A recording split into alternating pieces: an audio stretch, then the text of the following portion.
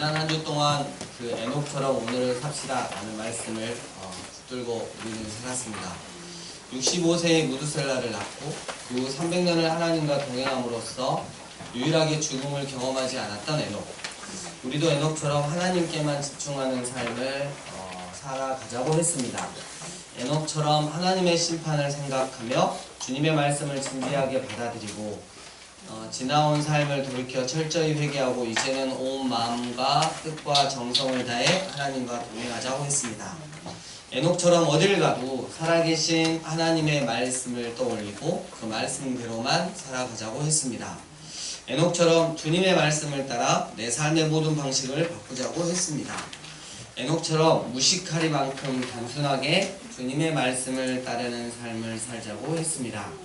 우리 창세기 5장 24절 함께 암송하시겠습니다. 살아계신 하나님의 말씀, 에녹이 하나님과 동행하더니 하나님이 그를 데려가심으로 세상에 있지 아니하였더라. 창세기 5장 24절 말씀. 아멘. 성경은 노아가 의인이요 당대의 완전한 자였다고 말합니다. 여기서 의인은 죄가 없이 의로운 사람이란 뜻이 아니죠. 그 당시의 사람들에 비해 노아가 하나님과 바른 관계를 가졌다는 뜻입니다. 또한 완전하다는 것은 완전 무결하다는 것이 아니라 하나님 앞에서 살아가는 태도가 온전했음을 뜻합니다. 노아는 온 땅이 하나님 앞에 부패하여 포악함이 땅에 가득했던 시대를 살았습니다. 성적 타락과 힘의 논리가 지배한 세상에서 살았습니다. 어찌나 부패했던지 땅이 부패하였으니 이는 땅에서 모든 혈육 있는 자의 행위가 부패함이었더라 라고 반복적으로 말합니다. 그런 시대의 노아는 하나님의 면전, 하나님의 얼굴 앞에서 온전하게 살았던 것이죠. 하나님이 노아에게 모든 혈육 있는 자의 포악함이 땅에 가득함으로 그 끝날이 내 앞에 이르렀으니 내가 그들을 땅과 함께 멸하리라고 말씀하셨을 때 노아는 드디어 그의 할아버지 무드셀라를 통해 하셨던 예언이 이루어지리라는 것을 알았습니다. 중주 할아버지 에녹이 알지 못했던 심판의 때가 이르렀음을 안 것입니다. 할아버지 무드셀라가 죽을 때 심판이 임하리라는 말씀이 생생하게 되살아났습니다. 무려 800년 전의 이야기인데도 노아에게는 그냥 옛날 이야기가 아니었습니다. 할아버지 무드셀라가 살아도 너무 오래 살았습니다. 할아버지가 죽으면 하나님의 심판이 있을 것이라고 듣고 자랐는데 노아 자신이 500세가 되도록 그런 일은 일어나지 않았습니다.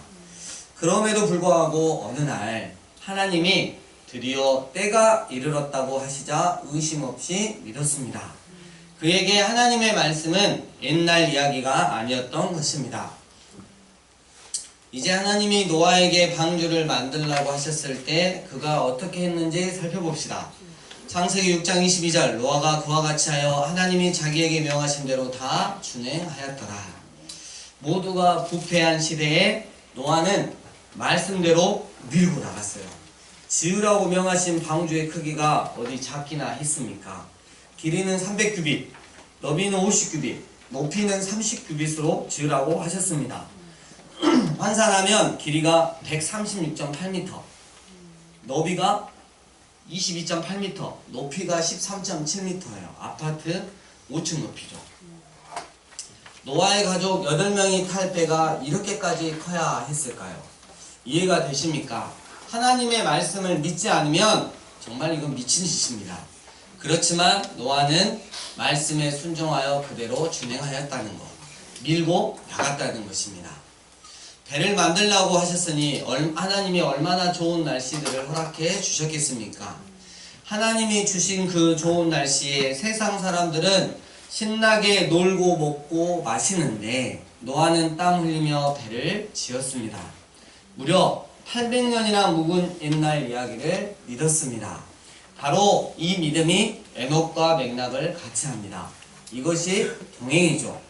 동행은 자기 판단에 의지하지 않고 단순하게 하나님의 말씀을 따르는 것입니다. 인생의 목적이 내 중심에 있지 않고 말씀 안에 있는 것. 진리인 말씀을 쫓겠다며 고백하며 말씀에 집중하며 사는 것. 이것이 동행인 것이죠. 그런데 하나님은 왜 하필 그때 인류를 심판하셨을까요? 우리는 당시 세상이 어땠는지를 살펴볼 필요가 있습니다. 굉장히 난해하고 어려운 부분입니다. 이야기의 시작은 이랬습니다. 창세기 6장 1, 2절 사람이 땅 위에 번성하기 시작할 때 그들에게서 딸들이 나니 하나님의 아들들이 사람의 딸들의 아름다움을 보고 자기들이 좋아하는 모든 여자를 아내로 삼는지라. 하나님은 사람을 창조하시고 생육하고 번성하여 땅에 충만하라는 복을 주셨어요. 여기서 이 번성은 하나님이 직접 관여하여 인간을 번성케 하셨다는 의미로 쓰인 것입니다. 그런데 지금 이 노아 시대의 번성은 하나님의 아들들이 사람의 딸들과 결혼함으로써 이루어졌다는 것이죠. 하나님의 아들들이 셋 족속이라는 이론은 복음주의나 다른 기독교 교회에서 가장 흔하게 가르치는 창세기 6장 1절에서 4절에 대한 해석입니다. 그리고 주후 4세기 말 이래 기독교의 지배적인 입장이었습니다. 저도 예전에 이 부분에 대해서 여러분에게 말씀을 전했을 때 이 전통적인 입장을 취해서 말을 했습니다. 하지만 많은 사람들이 의문을 제기하죠. 이 사람의 딸들이라고 했을 때 가인의 후손이라고 정확하게 집지도 않았는데, 그리고 하나님의 아들들이 노아시대 때 분명히 하나님이 홍수로 쓸어버리셨는데 왜 그 다음에 다시 나타나는 거지? 이런 많은 궁금증이 유발을 하게 되었죠. 하지만 이 계시의 점진성 때문에 우리는 또 유명한 또 신학자들로 인해서 우리는 더 정확한 해석을 할 수 있을 것입니다. 성경과 고대 근동어, 특히 히브리어를 연구하는 학자 마이클 하이저라는 분이 있어요. 제가 많이 존경하는 분인데요. 여전히 그분은 저의 존재를 모르십니다. 그의 저서 보이지 않는 세계를 통해 이 부분을 밝히고 있어요. 고대 근동어, 그 당시의 문화, 그리고 고대 이스라엘의 눈으로 바라봤던 이런 현상들을 정확하게 너무나 잘 캐치를 하고 있더라고요. 그분이 이렇게 정리를 해 놓았어요. 창세기 6장 1절에서 4절을 자세히 읽어보면 두 계층에 속한 개별적 존재들 간의 대비가 이루어지고 있음을 분명하게 알 수 있는데, 하나는 인간이며 다른 하나는 신적 존재이다.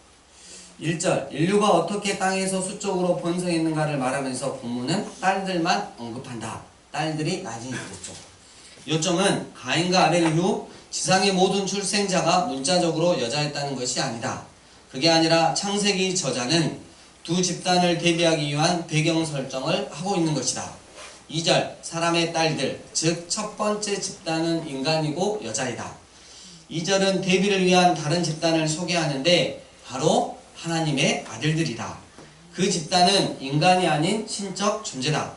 분명 창세기 6장 1절에서 4절은 하나님이 지키려 했던 하늘과 땅을 구분하는 영역 한계선을 침범한 사건에 대한 기록이다. 그런 다음에 바벨에서의 반역이 일어났다. 창세기 6장 1절에서 4절에 언급된 네피림의 기원에 대해 생각해보자. 여기에는 하나님의 아들들을 초자연적으로 이해하는 이스라엘의 세계관과 맥이 닿는다. 그중 가장 확실한 접근은 신적 존재들이 지상으로 내려와 인간의 육신을 취하고서 인간 여자들과 동거하여 네피림으로 알려진 비범한 후손을 낳았다는 것이다. 이 관점을 취하면 가나안 정복 전쟁에서 마주친 거인 족속을 자연스럽게 네피림의 육신적 후손으로 보게 된다. 실제적으로 여러분 가나안 정복에서 멸망해야 될 이 족속들을 하나하나 찾아보면 다 여기에요. 창세기 6장 4절이 독자에게 지적하는 바는 이 땅에 네피림이 홍수 이전뿐만 아니라 이후에도 존재했다는 것이다. 민수기 13장 33절은 기골이 장대한 아낙 자손이 네피림 후손이라고 똑같이 명료하게 밝히고 있다. 이렇게 기록했어요. 그래서 제가 다시 한번 정리를 해봅니다.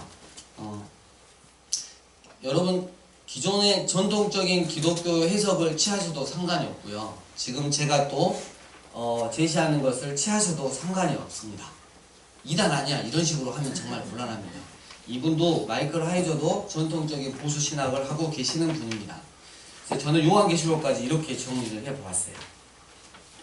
머나먼 과거 어느 날에 하나님은 아담에게서 열국의 상속권을 박탈하고 하나님의 가족에서 쫓아내 흩으신 다음 아브라함으로부터 새 가족을 창조하는 길을 선택하셨습니다.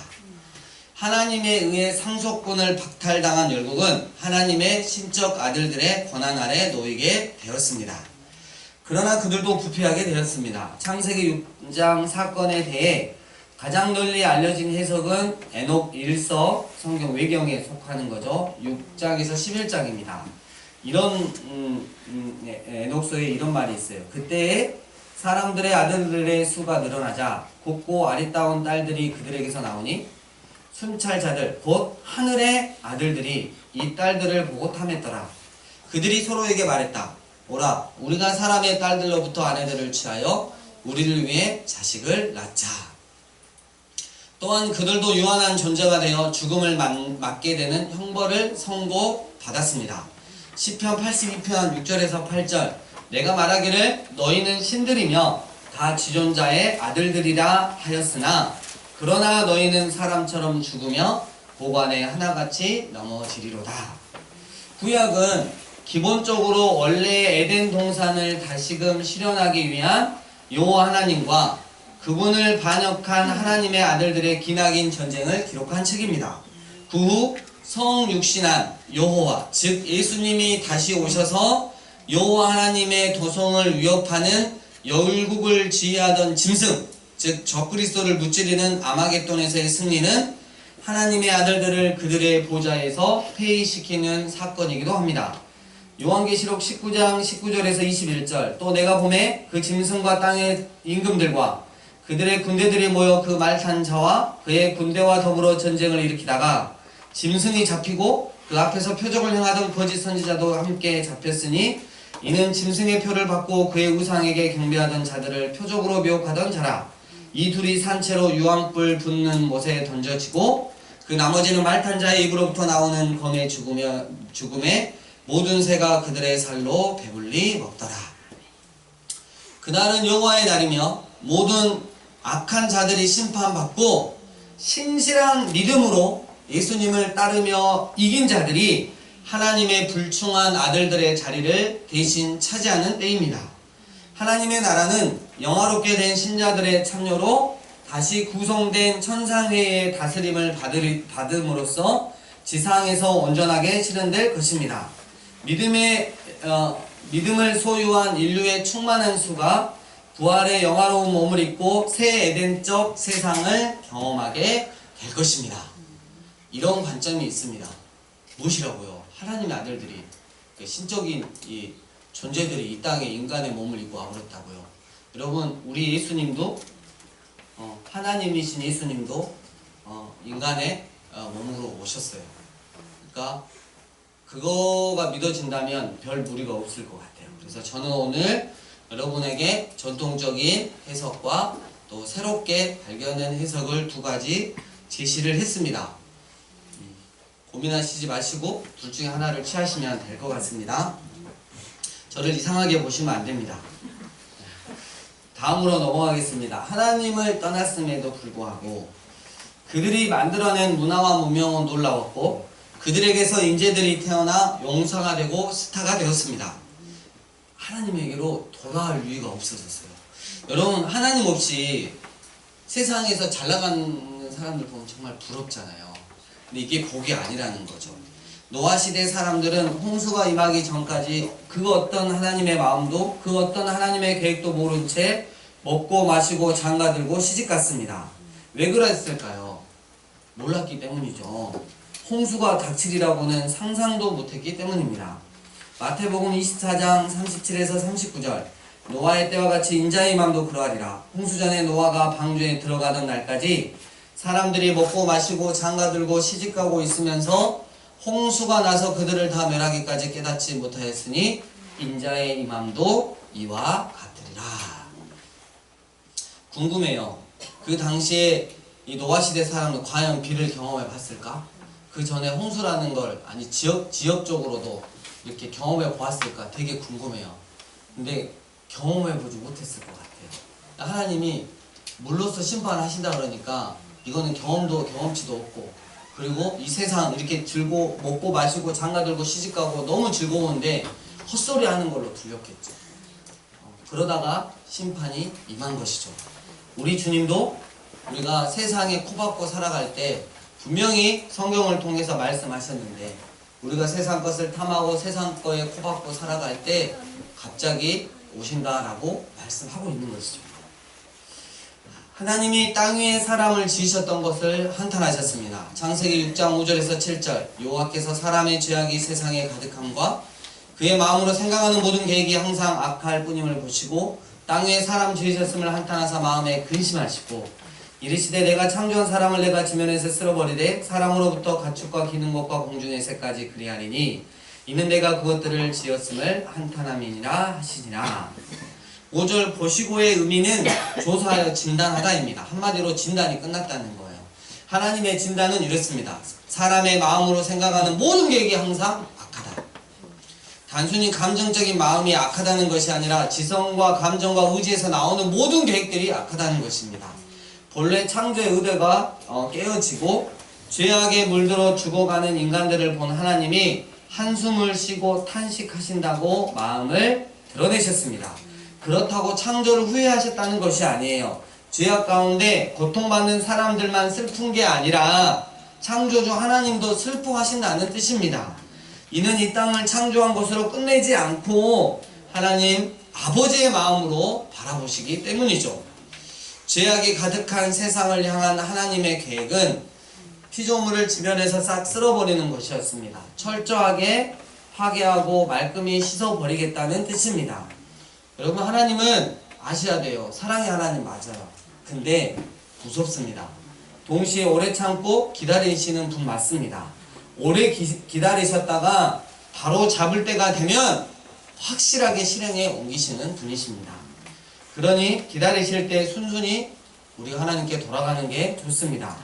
한번 바로 잡으면 예의 없이 깔끔히 고치시는 분이니 하루라도 빨리 회개하고 돌아오는 편이 낫다는 것이죠. 하나님이 모든 피조물을 싹 쓸어버리시겠다고 하셨을 때 노아만큼은 여호와께 은혜를 입었습니다. 직역하면 여호와의 눈 안에서 은혜를 입었다라는 뜻입니다. 어린아이를 키우는 부모의 마음, 3살짜리가 돌아다니면 부모의 눈은 아이의 뒤를 쫓습니다. 그러나 잠깐 방심하면, 부모에 비하면 우리 하나님 그런 건 아무것도 아닙니다. 졸지도 않고 주무시지도 않고 항상 불꽃 같은 눈으로 우리를 쳐다보십니다. 아멘. 이 하나님의 불꽃 같은 눈 안에 은혜를 입은 자가 있었으니 바로 노아였습니다. 히브리어로 누아죠. 누아. 안식, 위로, 또 hen의 뜻인 은혜, 이런 뜻도 있습니다. 위로, 하나님께 위로라는 뜻이죠. 여호와께 은혜를 입은 노아와 태역한 세상 사람들은 어떻게 달랐을까요? 하나님 앞에 절대적인 은혜는 없습니다. 그러나 노아는 당대의 의인이라고 불렸습니다. 왜냐하면 의란 하나님을 바라보는가 아닌가의 문제이기 때문입니다. 악한 시대에 노아만은 하나님을 바라봤어요. 하나님 앞에서 살았기 때문에 완전한 자라고 불릴 수 있었던 것입니다. 성경에서 믿는 자들을 가리키는 표현이 있어요. 너는 양이다, 너는 제자다, 너는 군사다, 너는 자녀다.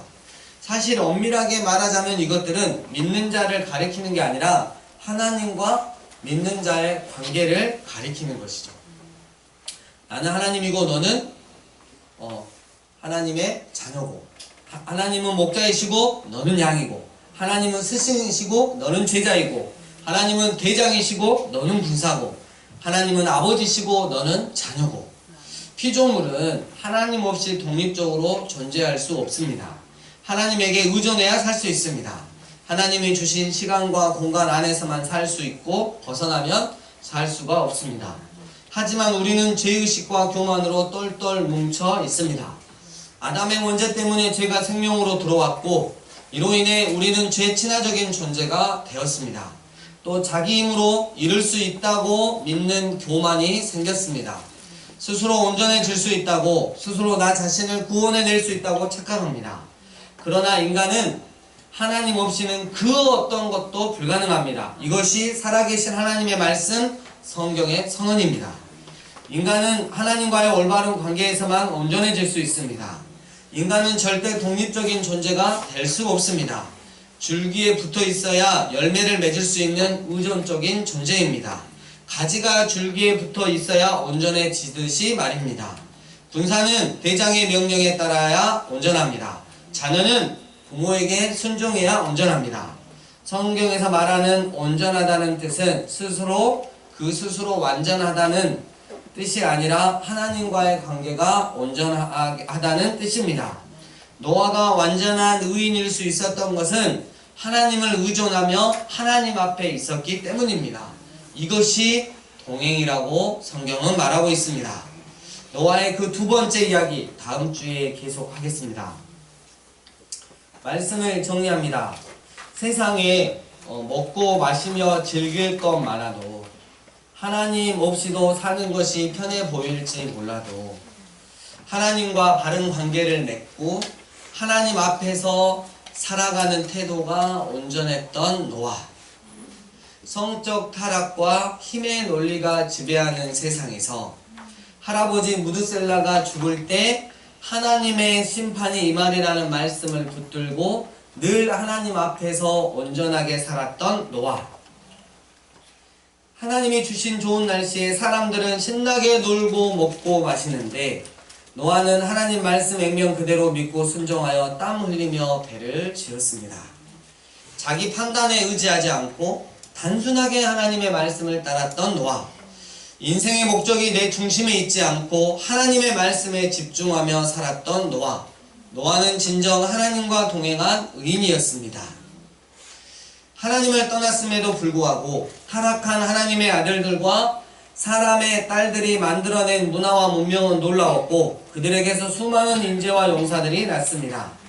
하나님 없이 세상이 너무 잘 돌아가는 관계로 하나님이 더 이상 필요 없어지는 듯 보입니다. 하나님 아버지의 마음으로 세상과 사람들을 바라보시며 한숨을 크게 쉬고 탄식하셨습니다. 그들의 마음으로 생각하는 모든 것들이 항상 악함을 보셨고 그래서 하나님은 그들을 홍수로 쓸어버리실 계획을 세우시고 실행하셨습니다. 바로 그때 여호와 하나님의 눈 안에 은혜를 입은 자가 있었으니 그의 이름은 노아였습니다. 사랑하는 강주 삶의 예배인 교회 예배자 여러분, 노아 이름의 뜻은 말씀대로 하나님께 위로입니다. 이 위로의 사전적인 의미는 따뜻한 말이나 행동으로 괴로움을 덜어주거나 슬픔을 달래주다 라는 뜻입니다. 그러니까 하나님 당신께서 지으신 사람들 때문에 괴로워하시고 슬퍼하실 때 하나님을 온전히 믿고 따르는 자로서 오히려 하나님을 위로해 드렸던 자가 노아라는 거예요. 그렇다면 우리도 하나님 없이 자기 스스로 잘 살 수 있다고 착각하며 살아가고 있는 이 세상 가운데에 사람들이 하나님을 비웃고 조롱하고 떠나가고 있는 이 세상 가운데에 노아로 살아가야 하지 않겠냐라는 것입니다. 늘 하나님과 바른 관계를 맺고 하나님 앞에서 살아갈 뿐만 아니라 하나님을 오히려 위로해 드릴 수 있는 하나님의 자녀가 이제는 되어야 하지 않겠냐 말입니다. 우리 이번 한 주 하나님을 위로해 드리는 노아로 살아갑시다. 그리하여 하나님의 눈앞에 은혜를 입은 자가 됩시다. 세상에서 노아처럼 왕따가 되어도 저는 하나님이면 충분합니다 라는 믿음의 고백을 올려드리며 살아가시는 여러분 되시기를 주의 이름으로 부탁드립니다. 물론 하나님께 우리가 위로받아요. 정말 많이 위로받죠. 하지만 가끔은 하나님의 마음을 헤아리며 마음 아파하시고 괴로워하시는 그 하나님께 우리의 믿음과 삶으로 하나님을 위로해드리는 성숙한 하나님의 자녀가 되었으면 좋겠습니다. 이 시간 주신 말씀 가지고 하나님 앞에 기도하며 나아가겠습니다. 기도하시겠습니다.